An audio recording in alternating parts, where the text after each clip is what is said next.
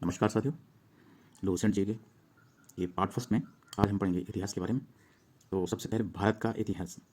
उत्तर में हिमालय से लेकर दक्षिण में समुद्र तक फैला ये उपमहाद्वीप भारतवर्ष के नाम से जाना जाता है, जिसे महाकाव्य तथा पुराणों में भारतवर्ष अर्थात भारत का देश तथा यहाँ के निवासियों को भारतीय अर्थात भारत की संतान कहा गया है। यूनानियों ने भारत को इंडिया तथा मध्यकालीन मुस्लिम इतिहासकारों ने हिंद अथवा हिंदुस्तान के नाम से संशोधित किया है। भारतीय इतिहास को अध्ययन की सुविधा के लिए 3 भागों में बांटा गया है: प्राचीन भारत, मध्यकालीन भारत एवं आधुनिक भारत। प्राचीन भारत। प्राचीन भारत पहला, प्राचीन भारतीय इतिहास के स्रोत। प्राचीन भारतीय इतिहास के विषय में जानकारी मुख्यतः 4 स्रोतों से प्राप्त होती है: धर्म ग्रंथ, ऐतिहासिक ग्रंथ, विदेशियों का विवरण, पुरातत्व संबंधी साक्ष्य। धर्म ग्रंथ एवं ऐतिहासिक ग्रंथ से मिलने वाली महत्वपूर्ण जानकारी। भारत का सर्वप्रथम प्राचीन धर्म ग्रंथ वेद है, जिसके संकलनकर्ता महर्षि कृष्णद्वैपायन वेदव्यास को माना जाता है। वेद 4 प्रकार के हैं: ऋग्वेद, यजुर्वेद, सामवेद एवं अथर्ववेद। सबसे पहला वेद ऋग्वेद है एवं सबसे अंतिम अथर्ववेद है। ऋग्वेद सबसे ऋचाओं का क्रमबद्ध ज्ञान के संग्रह को ऋग्वेद कहा जाता है। इसमें 10 मंडल एवं 1028 सूक्त वार खिल्ले पाठ के 11 सूक्तों सहित एवं 10,462 ऋचाएं हैं। इस वेद के ऋचाओं को पढ़ने वाले ऋषि को होतृ कहा जाता है। इस वेद से आर्य के राजनीतिक प्रणाली एवं इतिहास के बारे में जानकारी मिलती है। विश्वामित्र द्वारा ऋग्वेद के तीसरे मंडल में सूर्य देवता सावित्री को समर्पित प्रसिद्ध गायत्री मंत्र है। इसके 9वें मंडल में देवता सोम का उल्लेख है। इसके 8वें मंडल की हस्तलिखित ऋचाओं को खिल कहा जाता है। धातु स्वर्ण समाज की कल्पना का आदि स्रोत ऋग्वेद के 10वें मंडल के वर्णित पुरुष सूक्त है, जिसके अनुसार 4 वर्ण ब्राह्मण, क्षत्रिय, वैश्य तथा शूद्र आदि पुरुष ब्रह्मा के क्रमशः मुख, भुजाओं, जंघाओं, चरणों से उत्पन्न हुए हैं। नोट: धर्मसूत्र 4 प्रमुख जातियों की स्थितियों, व्यवसायों, दायित्वों, कर्तव्यों एवं विशेषाधिकारों के स्पष्ट विभेद करता है। ईसा पूर्व एवं ईस्वी। वर्तमान में प्रचलित ग्रेगोरियन कैलेंडर के अनुसार ईसाई कैलेंडर, जूलियन कैलेंडर ईसाई धर्मगुरु ईसा मसीह के जन्म वर्ष कल्पित पर आधारित है। ईसा मसीह के जन्म के पहले समय को ईसा पूर्व BC before the birth of Jesus Christ कहा जाता है।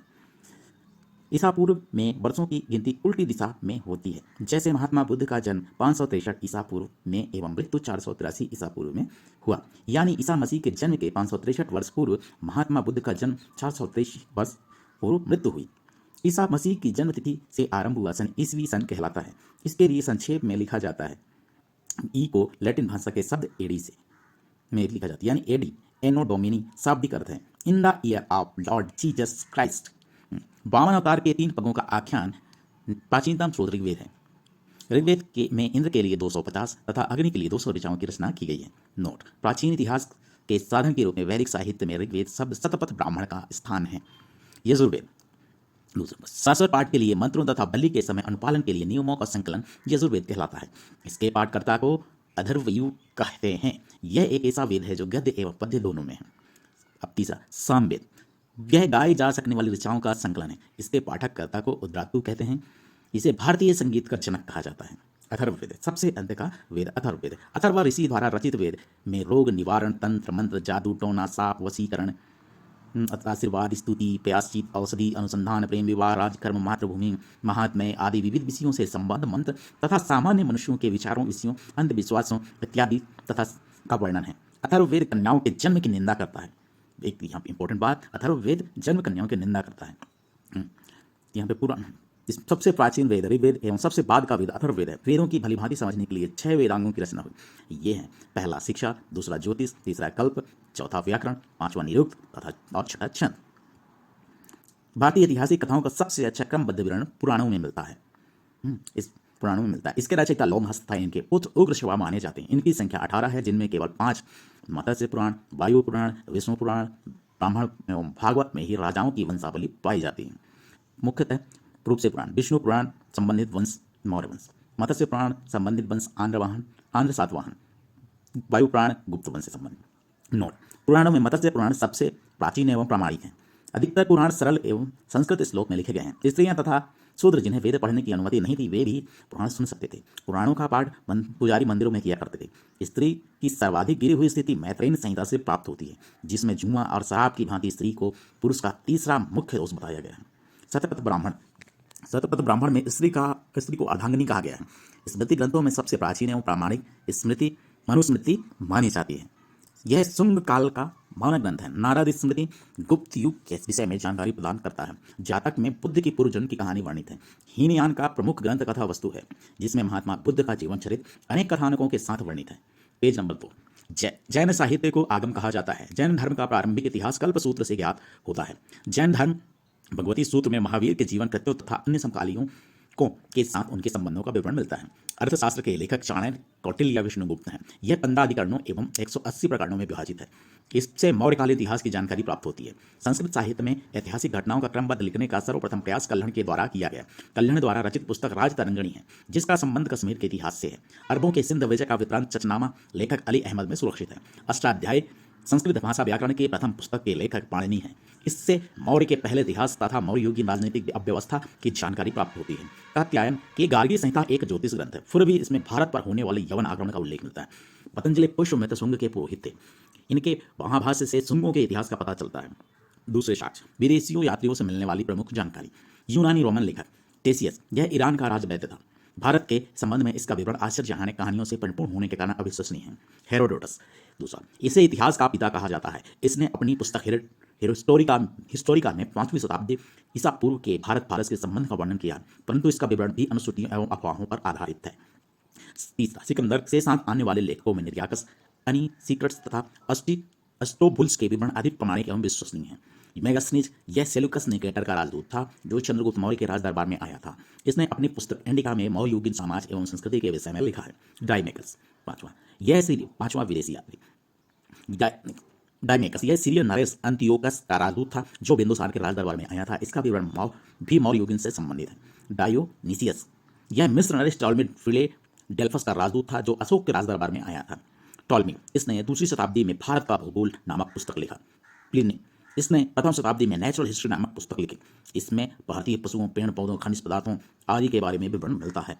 पेरीप्लस ऑफ द इरिथ्रियन सी, इस पुस्तक के बारे में जानकारी नहीं है। यह लेखक करीब 80 ईस्वी के में हिंद महासागर की यात्रा पर आया था। इसने उस समय के भारत के बंदरगाहों तथा व्यापारिक वस्तुओं के बारे में जानकारी दी है। बी नंबर पे चीनी लेखक में फाहियान, यह चीनी यात्री गुप्त नरेश चंद्रगुप्त द्वितीय के दरबार में आया था। इसने अपने विवरण में मध्य प्रदेश के समाज एवं संस्कृति के बारे में वर्णन किया। इसने मध्य प्रदेश की जनता को सुखी एवं समृद्ध बताया। संयुगन, यह 518 ईस्वी में भारत आया। इसने अपने 3 वर्षों की यात्रा में बौद्ध धर्म की प्रतियां एकत्रित की।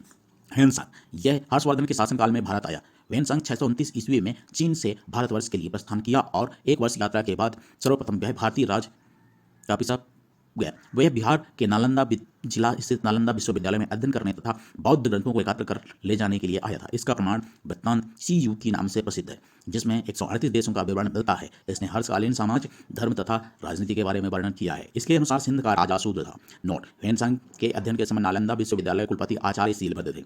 इत्सी, यह 7वीं शताब्दी में भारत के अंत में भारत आया। इसने अपने विवरण में नालंदा विश्वविद्यालय, विक्रमशिला विश्वविद्यालय तथा अपने समय के भारत का वर्णन किया है। अरबी लेखक में अल बरूनी, यह महमूद गजनवी के साथ भारत आया था। अरबी में लिखी गई इसकी कृति किताब उल हिंद या तहक़ीक़ ए हिंद भारत की खोज आज इतिहासकारों के लिए महत्वपूर्ण स्रोत है। यह एक विस्तृत ग्रंथ है जो धर्म और दर्शन, त्योहारों, खगोल विज्ञान, कीमिया, रीति रिवाजों तथा प्रथाओं, सामाजिक जीवन, भारतौल तथा मापन विधियों, मूर्तिकला, कानून मापदंड, विज्ञान तथा विषयों के आधार पर 80 अध्यायों में विभाजित है। इसमें राजपूतकालीन समाज, धर्म, रीति रिवाज, राजनीति आदि पर सुंदर प्रकाश डाला गया है।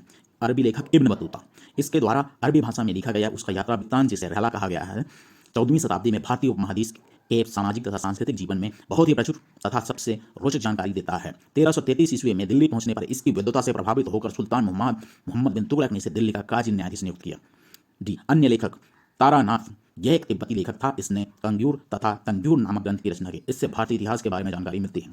मार्को पोलो, यह 13वीं शताब्दी के अंत में पांड्य देश की यात्रा पर आया था। इसका विवरण पांड्य इतिहास के अध्ययन के लिए उपयोगी है। पुरातत्व संबंधी साक्ष्य है ना। चौथा जो है पुरातत्व संबंधी साक्ष्य से मिलने वाली जानकारी। 1400 ईस्वी में ईसा पूर्व के अभिलेख बोगाज कोई एशिया माइनर से वैरिक देवता मित्र, वरुण, इंद्र और नासत्य अश्विनी कुमार के नाम मिलते हैं। मध्य भारत में भागवत धर्म विकसित होने का प्रमाण यवन राजदूत होलियोडोरस के वेशनगर विदिशा गरुड़ स्तंभ लेख से प्राप्त होता है। सर्वप्रथम भारतवर्ष का जिक्र हाथी गुम्बा अभिलेख में है। सर्वप्रथम दुर्भिक्ष का जानकारी देने वाला अभिलेख सौगौरा अभिलेख है। सर्वप्रथम भारत पर होने वाले हुण आक्रमण की जानकारी भीतरी स्तंभ लेख से प्राप्त होती है। सती प्रथा का पहला लिखित साक्ष्य एरण अभिलेख शासक भानुगुप्त से प्राप्त होता है। Page number 3। रेशम बुनकर की श्रेणियों की जानकारी मंदसौर अभिलेख से प्राप्त होता है। कश्मीरी नौपाषाणी कुलास्थल बुर्ज होम से गर्तावास गड्ढा पर साक्ष्य मिला है उसमें उतरने के लिए सीढ़ियां होती थी। प्राचीनतम सिक्कों को आहट सिक्के कहा जाता है। इसी को साहित्य में कारसांपण कहा गया है। सर्वप्रथम सिक्कों पर लेख लिखने का कार्य यवन शासकों ने किया था। समुद्रगुप्त की वीणा बजाती हुई मुद्रा वाले सिक्के से उसके संगीत प्रेमी होने का प्रमाण मिलता है। आरिकमेडु पडुचेरी के निकट से रोमन सिक्के प्राप्त हुए हैं। आरिकमेडु पडुचेरी के निकट से रोमन सिक्के प्राप्त हुए। नोट: सबसे पहले भारत के संबंध बर्मा, सुवर्ण भूमि वर्तमान में म्यांमार, मलाया, स्वर्णद्वीप, कंबोडिया, कंबोज और जावा यवद्वीप से स्थापित हुए। महत्वपूर्ण अभिलेख: अभिलेख शासक: हाथी गुम्फा अभिलेख, तिथि रहित अभिलेख कलिंगराज खारवेल के समय। जूनागढ़ गिरनार अभिलेख शासक रुद्रदामन के समय। नासिक अभिलेख का संबंध गौतमी बलश्री के समय। प्रयाग स्तंभ लेख समुद्रगुप्त। ऐहोल अभिलेख पुलकेशिन द्वितीय। मंदसौर अभिलेख शासक मालवा नरेश यशोवर्मन। ग्वालियर अभिलेख शासक प्रतिहार नरेश भोज। भीतरी एवं जूनागढ़ अभिलेख स्कंदगुप्त शासक। देवपाड़ा अभिलेख बंगाल शासक विजय सेन के समय। अभिलेखों का अध्ययन इपिग्राफी कहलाता है। अब इसके बाद प्रागैतिहासिक काल: जिस काल में मनुष्य ने घटनाओं का कोई लिखित विवरण उद्धृत नहीं किया उसे प्रागैतिहासिक काल कहते हैं। मानव विकास के उस समय को इतिहास कहा जाता है जिसका विवरण लिखित रूप से उपलब्ध है। आद्य इतिहास काल: आद्य इतिहास काल उस काल को कहते हैं जिस काल में लेखन कला के प्रचलन के बाद उपलब्ध लेख पढ़े नहीं जा सके। ज्ञानी मानव होमोसेपियंस दैट इज ज्ञानी मानव का प्रवेश इस धरती पर आज से लगभग 30 या 40 हजार वर्ष पूर्व हुआ। पूर्व पाषाण युग के मानव जीविका का आधार मुख्य चार आधार थे। आग का आविष्कार पुरापाषाण काल में एवं पहिए का नवपाषाण काल में हुआ। मनुष्य में स्थायी निवास की प्रवृत्ति नवपाषाण काल में हुआ तथा उसने सबसे पहले पालतू जानवर कुत्ते को बनाया। मनुष्य ने सर्वप्रथम तांबा धातु का प्रयोग किया तथा इसके द्वारा बनाया जाने वाला प्रथम औजार कुल्हाड़ी। प्राप्ति स्थल अतिरंपकम। कृषि का आविष्कार नवपाषाण काल में हुआ। प्रागैतिहासिक अन्न उत्पादक स्थल मेहरगढ़ पश्चिमी बलूचिस्तान में अवस्थित है। कृषि के लिए अपनाई गई सबसे प्राचीन फसल गेहूं, पहली फसल एवं चौथी गेहूं एवं ज्योति। कृषि का प्रथम उदाहरण मेहरगढ़ से प्राप्त हुआ। कोल्डी हवा का संबंध चावल के प्राचीनतम साक्ष्य से है। पल्लावरम नामक स्थान, इस पर भारतीय पुरापाषाण कला संस्कृति की खोज हुई थी। भारत में पूर्व प्रस्तर युग के अधिकांश औजार स्फटिक के बने थे। रॉबर्ट ब्रूसफुट पहले व्यक्ति थे जिन्होंने 1863 में भारत में पुरापाषाण कालीन औजारों की खोज की। भारत का सबसे प्राचीन नगर मोहनजोदड़ो था, सिंधी भाषा में जिसका अर्थ मृतकों का टीला है। असम का श्वेतांबु द्वीपन भारत में पाया जाने वाला एकमात्र मानव कवि है। इनाम गांव ताम्रपाषाण युग की एक सबसे बड़ी बस्ती थी जिसका संबंध जोरबे संस्कृति से है। भारत में शिवालिक की पहाड़ी से जीवाश्म का प्रमाण मिलता है। भारत में मनुष्य संबंधी सबसे पहला प्रमाण नर्मदा घाटी में मिला है। नोट: भारतीय इतिहास: भारतीय नागरिक सेवा के अधिकारी रिजले प्रथम व्यक्ति थे जिन्होंने प्रथम बार वैज्ञानिक आधार पर भारत की जनसंख्या का प्रजातीय विभेदीकरण किया। तीसरा, सिंधु सभ्यता। रेडियोकार्बन 14 जैसी नवीन विश्लेषण पद्धति के द्वारा सिंधु सभ्यता की सर्वमान्य तिथि 2400 ईसा पूर्व से 1700 ईसा पूर्व मानी गई है। सिंधु सभ्यता की खोज राम बहादुर दयाराम साहनी ने की। सिंधु सभ्यता को प्राक ऐतिहासिक अथवा कांस्य युग में रखा जा सकता है। इस सभ्यता के मुख्य निवासी द्रविड़ एवं भूमध्य सागरीय थे। सिंधु सभ्यता के सर्वाधिक पश्चिमी पुरास्थल दासक नदी के किनारे स्थित सुतकांगेडोर बलूचिस्तान, पूर्वी स्थल हिंडन नदी के किनारे आलमगीर जिला मेरठ उत्तर प्रदेश, उत्तरी पूर्व स्थल चिनाव नदी के तट पर अखनूर के निकट मांदा जम्मू कश्मीर तथा दक्षिणी पूर्व स्थल गोदावरी नदी के तट पर दाइमाबाद जिला अहमदनगर महाराष्ट्र में स्थित। सिंधु सभ्यता या संधव सभ्यता नगरीय सभ्यता थी। संधव सभ्यता से प्राप्त परिपक्व अवस्था वाले स्थलों में से केवल 6 को ही बड़े नगर की संज्ञा दी गई है। ये हैं: पहला मोहनजोदड़ो, हड़प्पा, गढ़रीवाला, धौलावीरा, राखीगढ़ी एवं कालीबंगन। स्वतंत्रता प्राप्ति पश्चात हड़प्पा संस्कृति के सर्वाधिक स्थल गुजरात में खोजे गए हैं। लोथर एवं सुतका तथा सिंधु सभ्यता का बंदरगाह था। जुते हुए खेत एवं नक्काशीदार ईंटों का प्रयोग का साक्ष्य कालीबंगन से प्राप्त हुआ। मोहनजोदड़ो से प्राप्त अन्नागार संभवतः संधव सभ्यता का सबसे बड़ी इमारत है। सिंधु काल में विदेशी व्यापार, आयातित वस्तुएं और प्रदेश। तांबा आयातित प्रदेश था, खेतड़ी बलूचिस्तान ओमान। चांदी प्रदेश अफगानिस्तान ईरान। सोना कर्नाटक अफगानिस्तान ईरान। टिन अफगानिस्तान ईरान। गोमेद सौराष्ट्र। लाजवर्क मेसोपोटामिया। सीसा ईरान से आयातित की जाती थी। Page number 4। मोहनजोदड़ो से प्राप्त बृहत स्नानागार एक प्रमुख स्मारक है जिसके मध्य स्थित स्नान कुंड 11.88 मीटर लंबा तथा 7.01 मीटर चौड़ा एवं 2.43 मीटर गहरा, यानी कि लंबाई 11.88 मीटर, चौड़ाई 7.01 मीटर एवं गहराई 2.43 मीटर गहरा प्रमुख स्नानागार मोहनजोदड़ो से प्राप्त हुआ। अग्निकुंड लोथल एवं कालीबंगन से प्राप्त हुए। मोहनजोदड़ो से प्राप्त एक सिर पर 3 मुख वाले देवता पशुपतिनाथ की मूर्ति मिली। इनके चारों ओर हाथी तथा गैंडा, चीता एवं भैंसा विराजमान हैं। मोहनजोदड़ो से नर्तकी की एकांश मूर्ति मिली है। हड़प्पा की मोहरों पर सबसे अधिक एक सुंगी पशु का अंकन मिलता है। मन के बनाने के कारखाने लोथल एवं चंदूरडो में मिले। सिंधु सभ्यता की लिपि भावचित्रात्मक है। यह लिपि दाईं से बाईं ओर लिखी जाती है। जब अभिलेख एक से अधिक पंक्तियों होता था तो पहली पंक्ति दाईं से बाईं ओर और दूसरी पंक्ति दाईं से बाईं ओर लिखी जाती थी। सिंधु सभ्यता के लोगों ने नगरों तथा घरों के विन्यास के लिए ग्रिड पद्धति अपनाई। घरों के दरवाजे और खिड़कियां सड़क की ओर न खुलकर पिछवाड़े की ओर चलते थे। केवल लोथल नगर के घरों के दरवाजे मुख्य सड़क की ओर खुलते थे। सिंधु सभ्यता में मुख्य फसल थी गेहूं और चौर। सैंधववासी मिठास के लिए शहद का प्रयोग करते थे। रंगपुर एवं लोथल के से चावल के दाने मिले हैं, जिनसे धान की खेती होने का प्रमाण मिलता है। चावल के प्रथम साक्ष्य लोथल से ही प्राप्त हुए हैं। सुर कोतदा कालीबंगन एवं लोथल से सैंधवकालीन घोड़े के अस्थिपंजर मिले हैं। तौल की इकाई संभवतः 16 के अनुपात में थी। सैंधव सभ्यता के लोग यातायात के लिए 2 पहिया एवं 4 पहिया वाली बैलगाड़ी भैंस गाड़ी का उपयोग करते थे। मेसोपोटामिया के अभिलेख में वर्णित मेलुहा शब्द का अभिप्राय सिंधु सभ्यता से ही है। संभवतः हड़प्पा संस्कृति का शासन वाणिज्यिक इकाई के हाथ में था। पिग्गट ने हड़प्पा एवं मोहनजोदड़ो को एक विस्तृत साम्राज्य जुड़वा राजधानी कहा है। सिंधु सभ्यता के लोग धरती को उर्वरता की देवी मानकर उसकी पूजा किया करते थे। वृक्ष पूजा एवं शिव पूजा के प्रचलन के साक्ष्य भी सिंधु सभ्यता से मिलते हैं। स्वास्तिक चिन्ह संभवतः हड़प्पा सभ्यता की देन है। इस चिन्ह के सूर्योपासना का अनुमान लगाया जाता है। सिंधु घाटी के नगरों में किसी भी मंदिर के अवशेष नहीं मिले हैं। सिंधु सभ्यता में मातृ देवी की उपासना सर्वाधिक प्रचलित थी। पशुओं में कुबड़ वाला सांड इस सभ्यता के लोगों के लिए विशेष पूजनीय था। इसलिए वर्ण मूर्तियां, मिट्टी की मूर्तियां अधिक मिलने से ऐसा अनुमान लगाया जाता है कि सैंधव समाज मात्र सत्तात्मक था। सैंधववासी सूती एवं ऊनी वस्त्रों का प्रयोग करते थे। मनोरंजन के लिए सैंधववासी मछली पकड़ना, शिकार करना, पशु पक्षियों को आपस में लड़ाना, चौपड़ और पासा खेलना आदि साधनों का प्रयोग करते थे।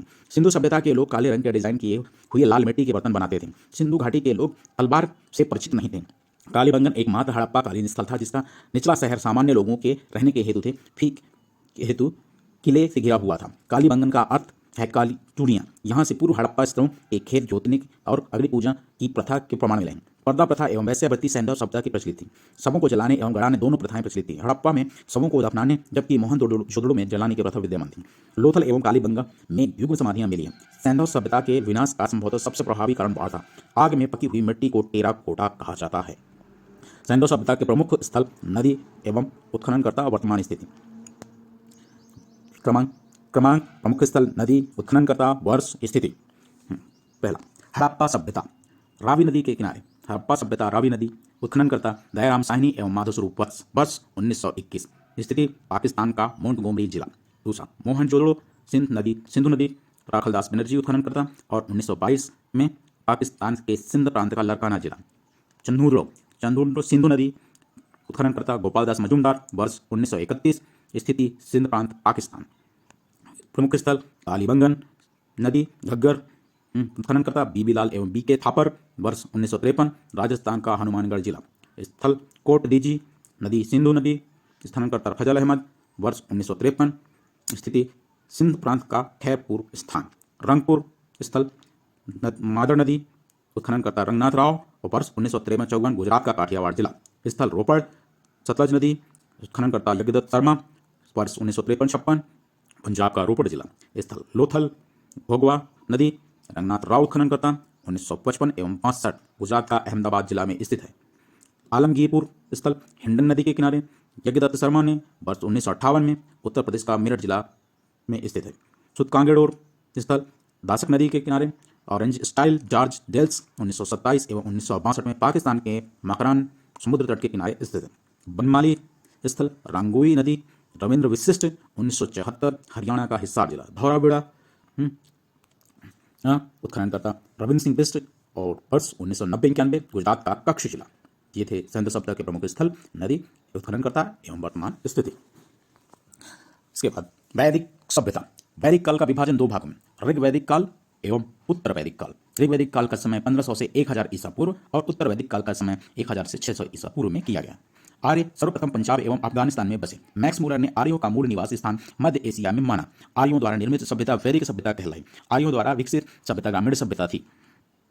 आर्यों का भाषा संस्कृत थी। आर्यों की प्रशासनिक इकाई आरोही क्रम में इन 5 भागों में बांटा था: कुल, ग्राम, विष, जन, राष्ट्र। ग्राम के मुखिया ग्रामीणी, विष का प्रधान विषपति, जन के शासक राजन और राज्य अधिकारियों में पुरोहित एवं सेनानी प्रमुख थे। वशिष्ठ रूढ़िवादी एवं विश्वामित्र उदार पुरोहित थे। Page number 5। सूत रथकार तथा कम्मादि नामक अधिकारी रत्नी कहे जाते थे। इनकी संख्या राजा सहित करीब 12 हुआ करती थी। पूर्व दुर्गपति एवं स्पष्ट जनता की गतिविधियों को देखने वाले गुप्तचर होते थे। बाजपति गोचर भूमि का अधिकारी उग्र अपराधियों को पकड़ने का कार्य करता था। नोट, ऋग्वेद में किसी तरह के अधिकारी न्यायाधिकारी का उल्लेख नहीं है। दिशा, उत्तर वैदिक शब्द राजा का नाम। पूर्व दिशा प्राची सम्राट, पश्चिमी दिशा प्रतीची स्वराष्ट्र, उत्तर दिशा उदीची विराट, मध्य राजा, दक्षिण भोज। ठीक। सभा एवं समिति राजा के सलाह देने वाली संस्था थी। सभा श्रेष्ठ एवं संभ्रांत लोगों की संस्था थी, जबकि समिति सामान्य जनता का प्रतिनिधित्व करती थी। इसके अध्यक्ष को ईशान कहा जाता था। स्त्रियां सभा एवं समितियों में भाग ले सकती थीं। युद्ध में काबिले का नेतृत्व राजा करता था। युद्ध के लिए गाविष्ठ शब्द का प्रयोग किया गया है, जिसका अर्थ है गायों की खोज। दसरा के युद्ध का उल्लेख ऋग्वेद के 7वें मंडल में है। यह युद्ध पारुष्णी रावी नदी के तट पर सुदास एवं 10 जनों के बीच लड़ा गया, जिसमें सुदास विजय हुआ। ऋग्वैदिक समाज 4 वर्णों उपनिषद का 4 वर्णों में विभक्त था। ये वर्ण थे ब्राह्मण, क्षत्रिय, वैश्य, शूद्र। यह विभाजन व्यवसाय पर आधारित था। ऋग्वेद 10वें मंडल के पुरुषूक्त में चातुर्वर्ण का उल्लेख है। इसमें कहा गया है कि ब्राह्मण परम मुख पुरुष के मुख से, क्षत्रिय उनकी भुजाओं से, वैश्य उनकी जंघाओं और शूद्र उनके पैरों में उत्पन्न हुए। आर्यों का समाज पितृ प्रधान था। समाज की सबसे छोटी इकाई परिवार या कुल थी, जिसका मुखिया पिता होता था। जिसे कुलुप कहा जाता था। स्त्रियां इस काल में अपने पति के साथ यज्ञ कार्य में भाग लेती थीं। बाल विवाह एवं पर्दा प्रथा का प्रचलन नहीं था। विधवा अपने मृतक पति के छोटे भाई देवर से विवाह कर सकती थीं। स्त्रियां शिक्षा ग्रहण करती थीं। ऋग्वेद में लोपा मुद्रा, घोषा, सिकता, आपला एवं विश्वास जैसी विदुषी स्त्रियों का वर्णन। जीवन भर अविवाहित रहने वाली महिलाओं को आमाजु कहा जाता था। आर्यों का मुख्य पेय पदार्थ सोमरस था। यह वनस्पति से बनाया जाता था। आर्य मुख्यतः 3 प्रकार के वस्त्रों का उपयोग करते थे। वास, अधिवास, पूषनीस। अंदर पहनने वाले कपड़े को नीवी कहा जाता था। उपनिषदों की कुल संख्या 108, महापुराणों की संख्या 18, वेदांत की संख्या 6। आर्यों के प्रमुख दर्शन एवं उसके प्रवर्तक। दर्शन प्रवर्तक। ठीक है। चावार प्रवर्तक चावार, योग दर्शन प्रवर्तक पतंजलि, सांख्य दर्शन प्रवर्तक कपिल, न्याय दर्शन प्रवर्तक गौतम, पूर्व मीमांसा दर्शन जैमिनी, उत्तर मीमांसा प्रवर्तक वादरायण, वैशेषिक दर्शन कणाद एवं उलूक प्रवर्तक। आर्यों के मनोरंजन के मुख्य साधन थे संगीत, रथ दौड़, घुड़दौड़ एवं धूर्त क्रीड़ा। आर्यों का मुख्य व्यवसाय पशुपालन एवं कृषि था। गाय को अघन्य न मारे जाने योग्य पशु की श्रेणी में रखा गया था। गाय की हत्या करने वाले या उसे घायल करने के लिए वेदों में मृत्युदंड अथवा देश से निकाले जाने की व्यवस्था की गई थी। आर्यों का प्रिय पशु घोड़ा एवं सर्वाधिक प्रिय देवता इंद्र थे। आर्यों द्वारा खोजी गई धातु लोहा थी, जिसे श्याम अयस कहा जाता था। तांबे को लोहित अयस कहा जाता था। व्यापार हेतु दूर दूर तक जाने वाले व्यक्ति को पाणी कहते थे। लेन देन में वस्तु विनिमय की प्रणाली प्रचलित थी। ऋण देकर ब्याज लेने वाला व्यक्ति को वेकनाथ, सूदखोर कहा जाता था। मनुष्य एवं देवता के बीच मध्यस्थ की भूमिका निभाने वाले देवता के रूप में अग्नि की पूजा की जाती थी। ऋग्वेद में उल्लिखित सभी नदियों में सरस्वती सबसे महत्वपूर्ण तथा पवित्र मानी जाती थी। ऋग्वेद में गंगा का 1 बार उल्लेख, यमुना का 3 बार उल्लेख, इसमें सिंधु नदी का उल्लेख सर्वाधिक बार हुआ है। ऋग्वैदिक कालीन नदियाँ, प्राचीन नाम, आधुनिक नाम। कुंभ नदी, कुंभ है ना, आधुनिक नाम कुर्रम। ये प्राचीन नाम कुर्रम नदी का प्राचीन नाम कुंभ। काबुल नदी का प्राचीन नाम कुहा। झेलम नदी का प्राचीन नाम बितस्ता। चिनाब नदी का प्राचीन नाम अस्कनी। रावी नदी का प्राचीन नाम परुषणी। सतलज नदी का प्राचीन नाम सतुद्री। व्यास नदी का प्राचीन नाम विपासा। गंडक नदी का प्राचीन नाम सदानीरा। घग्गर नदी का प्राचीन नाम दृष्टदब्दी। गोमल नदी का प्राचीन नाम गोमती। स्वात नदी का प्राचीन नाम सुवस्तु। उत्तर वैदिक काल में इंद्र के स्थान पर प्रजापति अधिक प्रिय देवता हो गए थे। ऋग्वैदिक कालीन देवता और संबंध। इंद्र देवता का संबंध युद्ध का नेता एवं वर्षा का देवता। अग्नि देवता का संबंध देवता एवं मनुष्य के बीच मध्यस्थता। वरुण देवता पृथ्वी एवं सूर्य के निर्माता। समुद्र का देवता विश्व के नियामक एवं शासक। सत्य का प्रतीक, ऋतु परिवर्तन एवं दिन रात का कर्ता वरुण देवता। आकाश का देवता दौ, सबसे प्राचीन जो था। वनस्पति देवता सोम। प्रगति एवं उत्थान देवता उषा। विपत्तियों को हरने वाला देवता अश्विनी। पशुओं का देवता पूषण। विश्व के संरक्षक एवं पालनकर्ता विष्णु। आंधी तूफान का देवता मारुत। उत्तर वैदिक काल में राजा के राज्याभिषेक के समय राजसूय यज्ञ का अनुष्ठान किया जाता था। उत्तर वैदिक काल में वर्ण व्यवसाय की बजाय जन्म के आधार पर निर्धारित होने लगे थे। उत्तर वैदिक काल में हल को सिरा और हल रेखा को सीता कहा जाता था। उत्तर वैदिक काल में निष्क और शतमान मुद्रा की इकाइयां थीं, लेकिन इस काल में किसी खास भार, आकृति और मूल्य के सिक्कों का चलन कोई प्रमाण नहीं मिलता। सांख्य दर्शन भारत के सभी दर्शनों में सबसे प्राचीन है। इसके अनुसार मूल्य तत्व 25 हैं, जिनमें प्रकृति पहला तत्व है। सत्यमेव जयते मुंडकोपनिषद से लिया गया है। इसकी उपनिषद में यज्ञ की तुलना टूटी नाव से की गई है। गायत्री मंत्र सावित्री नामक देवता को संबोधित है, जिसका संबंध ऋग्वेद से है। लोगों को आर्य बनाने के लिए विश्वामित्र ने गायत्री मंत्र की रचना की। उत्तर वैदिक काल में कौशाम्बी नगर में प्रथम बार पक्की ईंटों का उपयोग किया गया। पेज 6। महाकाव्य 2 हैं, महाभारत एवं रामायण। महाभारत का पुराना नाम जय संहिता है। यह विश्व का सबसे बड़ा महाकाव्य है। गोत्र नामक संस्था का जन्म उत्तर वैदिक काल में हुआ। नोट, वेदांत दर्शन के मौलिक ग्रंथ ब्रह्मसूत्र या वेदांत सूत्र की रचना बादरायण ने की थी। महाजनपदों का अब उदय। बुद्ध के जन्म के पूर्व 6वीं शताब्दी ईसा पूर्व में भारतवर्ष 16 जनपदों में बटा हुआ था। इसी जानकारी हमें बौद्ध ग्रंथ अंगुत्तर निकाय से मिलती है। बौद्ध ग्रंथ अंगुत्तर निकाय से। क्रमांक, महाजनपद, राजधानी और क्षेत्र, आधुनिक क्षेत्र। ठीक है ना। तो अंग महाजनपद, राजधानी चंपा, है ना। आधुनिक क्षेत्र भागलपुर, ठीक है। मगध महाजनपद राजधानी था गिरब्रज राजगृह। आधुनिक क्षेत्र पटना गया बिहार। काशी महाजनपद राजधानी वाराणसी, वाराणसी के आसपास उत्तर प्रदेश का क्षेत्र। वत्स महाजनपद राजधानी जिसकी कौशाम्बी, इलाहाबाद के आसपास का क्षेत्र उत्तर प्रदेश। बज्जी महाजनपद वैशाली विदेह मिथिला राजधानी थी। मुजफ्फरपुर एवं दरभंगा के आसपास का क्षेत्र। कौशाली महाजनपद राजधानी श्रावस्ती फैजाबाद उत्तर प्रदेश क्षेत्र। अवंती महाजनपद उज्जैन महिष्मती राजधानी मालवा मध्य प्रदेश का क्षेत्र। मल्ल महाजनपद कुशावती देवरिया उत्तर प्रदेश का क्षेत्र। पंचाल महाजनपद राजधानी अहिच्छत्र कौंपिल्य बरेली बदायूं फर्रुखाबाद उत्तर प्रदेश का क्षेत्र। छेदी महाजनपद राजधानी सत्यमती क्षेत्र बुंदेलखंड उत्तर प्रदेश का क्षेत्र। कुरु महाजनपद राजधानी इंद्रप्रस्थ आधुनिक दिल्ली मेरठ एवं हरियाणा के कुछ क्षेत्र। मत्स्य महाजनपद विराट नगरी राजधानी जयपुर राजस्थान के आसपास के क्षेत्र। कंबोज महाजनपद हाटा राजधानी राजौरी एवं हजारा क्षेत्र उत्तर प्रदेश। सूरसेन महाजनपद मथुरा राजधानी और मथुरा के आसपास का क्षेत्र उत्तर प्रदेश। अस्मक महाजनपद पोटलीपुत्र राजधानी गोदावरी नदी दक्षिण भारत का एक मात्र जनपद। गंधार तक्षशिला रावलपिंडी एवं पेशावर पाकिस्तान का क्षेत्र। जैन धर्म, जैन धर्म के संस्थापक एवं प्रथम तीर्थंकर ऋषभदेव थे। जैन धर्म के 23वें तीर्थंकर पार्श्वनाथ थे जो काशी के इच्छाभिक वंशी राजा अश्वसेन के पुत्र थे। इन्होंने 30 वर्ष की अवस्था में संन्यास जीवन को स्वीकारा। इनके द्वारा दी जानी गई शिक्षा हिंसा न करना, सदा सत्य बोलना, चोरी न करना, संपत्ति न रखना, 4 इन शिक्षा दिए थे। महावीर स्वामी जैन धर्म के 24वें एवं अंतिम तीर्थंकर हुए। महावीर का जन्म 540 ईसा पूर्व में कुंडा ग्राम वैशाली में हुआ था। इनके पिता सिद्धार्थ ज्ञातृ कुल के सरदार थे और माता त्रिशिला लिच्छवी राजा चेटक की बहन थी। महावीर की पत्नी का नाम यशोदा एवं पुत्री का नाम अन्नोजा प्रियदर्शिनी था। महावीर के बचपन का नाम वर्धमान था। इन्होंने 30 वर्ष की उम्र में माता पिता की मृत्यु के पश्चात अपने बड़े भाई नंदीवर्धन से अनुमति लेकर संन्यास जीवन को स्वीकारा था। 12 वर्ष की कठिन तपस्या के बाद महावीर को जृंभिक के समीप ऋजुपालिका नदी के तट पर साल वृक्ष के नीचे तपस्या करते हुए संपूर्ण ज्ञान का बोध हुआ। इसी समय से महावीर जिन विजेता अरहत पूज्य और निर्ग्रंथ बंधनहीन कहलाए। महावीर ने अपने उपदेश प्राकृत अर्धगामी भाषा में दिया। महावीर के अनुयायियों को मूलतः निर्ग्रंथ कहा जाता था। महावीर के प्रथम अनुयायी उनके दामाद प्रियदर्शनी के पति जामिल बने। प्रथम जैन भिक्षु नरेश दधिवाहन की पुत्री चंपा थी। महावीर ने अपने शिष्यों को 11 गणधारों में विभाजित किया था। आर्य सुधर्मा अकेला ऐसा गंधर्व था जो महावीर की मृत्यु के बाद भी जीवित रहा और जो जैन धर्म का प्रथम थेरा या मुख्य उपदेशक हुआ। प्रथम जैन तीर्थंकर और उनके प्रतीक चिन्ह। जैन तीर्थंकर एवं क्रम प्रतीक चिन्ह। ऋषभदेव प्रथम प्रतीक चिन्ह सांड। अजीतनाथ द्वितीय प्रतीक चिन्ह हाथी। संभव तृतीय प्रतीक चिन्ह घोड़ा। शाम पार्श्व सप्तम प्रतीक चिन्ह स्वास्तिक। जैन तीर्थंकर शांति 16वां प्रतीक चिन्ह हिरण। जैन तीर्थंकर नमामि 21वें प्रतीक चिन्ह नीलकमल। अरिष्टनेमि 22वें प्रतीक चिन्ह शंख। पार्श्व 23वें प्रतीक चिन्ह सर्प। महावीर 24वें और प्रतीक चिन्ह सिंह। ध्यान रहे 2 जैन तीर्थंकरों ऋषभदेव और अरिष्टनेमि के नामों का उल्लेख ऋग्वेद में मिलता है। अरिष्टनेमि को भगवान कृष्ण का निकट संबंधी माना जाता है। लगभग 300 ईसा पूर्व में मगध में 12 वर्षों का भीषण अकाल पड़ा जिसके कारण भद्रबाहु अपने शिष्यों सहित कर्नाटक चले गए, किंतु कुछ अनुयायी स्थूल भद्र के साथ मगध में ही रुक गए।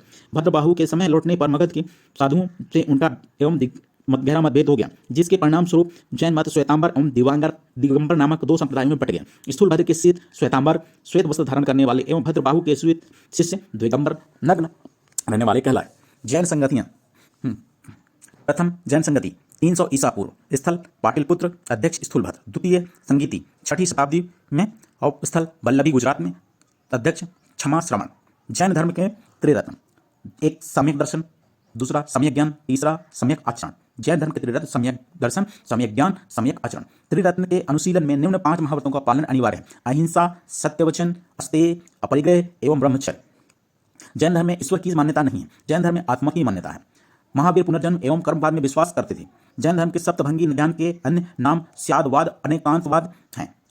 जैन धर्म ने अपने आध्यात्मिक विचारों को सांख्य दर्शन से ग्रहण किया। जैन धर्म मानने वाले कुछ राजा थे उदयन वनराज, चंद्रगुप्त मौर्यकालीन, कलिंग नरेश खारवेल, राजपूत राजा अमोघवर्ष, चंदेल शासक, मैसूर के गंग वंश के मंत्री चामुंड के प्रोत्साहन से कर्नाटक के श्रवणबेल गोला में 10वीं शताब्दी के मध्य भाग में विशाल बाहुबली की मूर्ति गोमतेश्वर की मूर्ति का निर्माण किया गया। खजुराहो में जैन मंदिर का निर्माण चंदेल शासकों द्वारा किया गया। मौर्योत्तर युग में मथुरा जैन धर्म का प्रसिद्ध केंद्र था। मथुरा काल का संबंध जैन धर्म से है। जैन तीर्थंकरों की जीवनी भद्रबाहु द्वारा रचित कल्पसूत्र में है। 72 वर्ष की आयु में महावीर की मृत्यु निर्माण 461 ईसा पूर्व में बिहार राज्य के पावापुरी राजगृह में हो गया। मल्ल राजा सुस्तिपाल के राजप्रसाद में महावीर स्वामी को निर्माण प्राप्त हुआ। मल्ल राज सुस्तिपाल के राजप्रसाद में महावीर स्वामी को निर्माण प्राप्त हुआ। बौद्ध धर्म के संस्थापक पेशा। बौद्ध धर्म के संस्थापक गौतम बुद्ध थे। इन्हें एशिया का ज्योतिपुंज बुद्ध के जीवन से संबंधित बौद्ध धर्म के प्रतीक घटना प्रतीक जन्म कमल एवं सांड, ग्रह त्याग घोड़ा, ज्ञान पीपल बोधि वृक्ष, घटना निर्माण पद चिन्ह, मृत्यु प्रतीक चिन्ह स्तूप। गौतम बुद्ध का जन्म 563 ईसा पूर्व में कपिल वस्तु के संबलुम्बी नामक स्थान में हुआ था। इनके पिता शुद्धोधन शाक्य गढ़ के मुखिया थे। इनके माता माया देवी की मृत्यु इनके मृत जन्म के 7वें दिन ही हो गई थी। इनका लालन पालन इनकी सौतेली माँ प्रजापति गौतमी ने किया था। इनके बचपन का नाम सिद्धार्थ था। गौतम बुद्ध का विवाह 16 वर्ष की अवस्था में यशोधरा के समय हुआ। इनके पुत्र का नाम राहुल था। सिद्धार्थ जब कपिल वस्तु की सैर पर निकले तो उन्होंने निम्न 4 दस्युओं को देखा: बूढ़ा व्यक्ति, एक बीमार व्यक्ति, एक 100 और एक सन्यासी। संसारिक समस्याओं से व्यतीत होकर सिद्धार्थ ने 29 वर्ष की अवस्था में गृह त्याग किया, जिससे बौद्ध धर्म में महाविनिष्क्रमण कहा गया। गृह त्याग करने के बाद सिद्धार्थ बुद्ध ने वैशाली के अलार कलाम से सांख्य दर्शन की शिक्षा ग्रहण की। अलार कलाम सिद्धार्थ के प्रथम गुरु हुए। अलार कलाम के बाद सिद्धार्थ ने राजगीर के रुद्रक रामपूत से शिक्षा ग्रहण की। उरुवेलग में सिद्धार्थ को कौंडिया, बप्पा भादिया, महामान नामा एवं असगनागामी नामक 5 सिद्धार्थ मिले। बिना अन्न जल ग्रहण किए 6 वर्ष की कठिन तपस्या के बाद 35 वर्ष की आयु में वैशाख की पूर्णिमा की रात में रंजना फाल्गुन नदी के किनारे पीपल वृक्ष के नीचे सिद्धार्थ को ज्ञान प्राप्त हुआ। ज्ञान प्राप्ति के बाद सिद्धार्थ बुद्ध के नाम से जाने गए। वह स्थान बोध गया कहलाया। बुद्ध ने अपना प्रथम उपदेश सारनाथ ऋषिपत्तनम में दिया, जिसे बौद्ध ग्रंथों में धर्म चक्र प्रवर्तन कहा गया। बुद्ध ने अपने उपदेश जनसाधारण की भाषा पाली में दिए गए। बुद्ध ने अपने उपदेश कौशल, वैशाली, कौशाम्बी एवं अन्य राज्यों में दिए। बुद्ध ने अपने सर्वाधिक उपदेश कौशल देश की राजधानी श्रावस्ती में दी। इनके प्रमुख अनुयायी शासक थे बिम्बिसार, प्रसेनजीत, उदयन।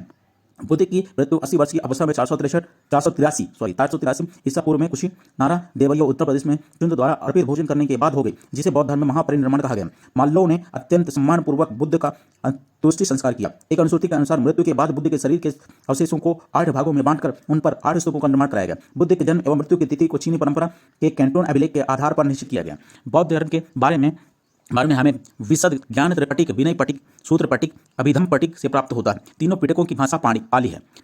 बौद्ध धर्म के बारे में हमें विशद ज्ञान, है ना, विशद ज्ञान त्रिपटिक, विनय पटिक, सूत्र पटिक, अभिधम पटिक से प्राप्त होता है। तीनों पटिक की भाषा पाली है। बौद्ध धर्म का मूलतः अनिश्वरवादी है। इसमें आत्मा की परिकल्पना भी नहीं है। बौद्ध धर्म की पुनर्जन्म की मान्यता है। तृष्णा को क्षीण हो जाने की अवस्था को ही बुद्ध ने निर्वाण कहा है। विश्व दुखों से भरा है का सिद्धांत बुद्ध ने उपनिषद से लिया है। बुद्ध के अनुयायी 2 भागों में विभाजित थे। भिक्षुक, बौद्ध धर्म के प्रचार प्रसार के लिए जिन्होंने संन्यास ग्रहण किया, भिक्षुक कहा गया। उपासक, गृहस्थ जीवन को व्यतीत करते हुए बौद्ध धर्म अपनाने वालों को उपासक कहा गया। बौद्ध संघ में सम्मिलित होने के लिए न्यूनतम आयु 15 वर्ष थी। बौद्ध संघ में प्रविष्ट होने को उपसंपदा कहा जाता था। बौद्ध धर्म के त्रिरत्न हैं: बुद्ध, धम्म एवं संघ। बौद्ध धर्म के त्रिरत्न बुद्ध, धम्म और संघ। बौद्ध सभाएं: सभा, समय, स्थान, अध्यक्ष, शासनकाल। प्रथम बौद्ध संगति 483 ईसा पूर्व राजगृह स्थान में अध्यक्ष थे महाकश्यप और शासनकाल अजातशत्रु का था। द्वितीय बौद्ध संगति यह 383 ईसा पूर्व हुआ। स्थान वैशालीपुत्र, अध्यक्ष वैशाली, साबाकामी और शासनकाल कालाशोक। तृतीय बौद्ध संगति अशोक के शासनकाल में 255 ईसा पूर्व में पाटलिपुत्र स्थान पर हुआ। कनिष्क के शासनकाल में चौथी बौद्ध संगति हुई, है ना, प्रथम शताब्दी, कुंडलवन कश्मीर और अध्यक्ष वसुमित्र। बौद्ध सभाएं: प्रथम बौद्ध संगति 483 ईसा पूर्व में स्थान राजगृह, अध्यक्ष महाकश्यप और शासनकाल अजातशत्रु। द्वितीय बौद्ध संगति समय 383 ईसा पूर्व, स्थान वैशाली, अध्यक्ष साबाकामी और शासनकाल कलशोक। तृतीय बौद्ध संगति 255 ईसा पूर्व, स्थान पाटलिपुत्र, अध्यक्ष मोगलीपुत्तिस अशोक के शासनकाल में। चतुर्थ बौद्ध संगति प्रथम शताब्दी में कुंडलवन कश्मीर स्थान पर, अध्यक्ष वसुमित्र अश्वघोष और शासनकाल कनिष्क। चतुर्थ बौद्ध संगति के बाद बौद्ध धर्म 2 भागों में बढ़ गया, हीनयान एवं महायान में विभाजित हो गया। धार्मिक जुलूस का प्रारंभ सबसे पहले बौद्ध धर्म के द्वारा प्रारंभ किया गया। बौद्धों का सबसे पवित्र त्यौहार वैशाख पूर्णिमा है, जिसे बुद्ध पूर्णिमा के नाम से जाना जाता है। इसका महत्व इसलिए है कि बुद्ध पूर्णिमा के दिन ही बुद्ध का जन्म, ज्ञान की प्राप्ति और महापरिनिर्वाण की प्राप्ति हुई। बुद्ध ने सांसारिक दुखों के संबंध में 4 आर्य सत्यों का उपदेश दिया है। ये पहला दुख, दूसरा दुख समुदाय, तीसरा दुख निरोध, चौथा दुख निरोध गामिनी प्रतिपदा है। इन संसारिक दुखों से मुक्ति हेतु बुद्ध ने अष्टांगिक मार्ग की बात कही है।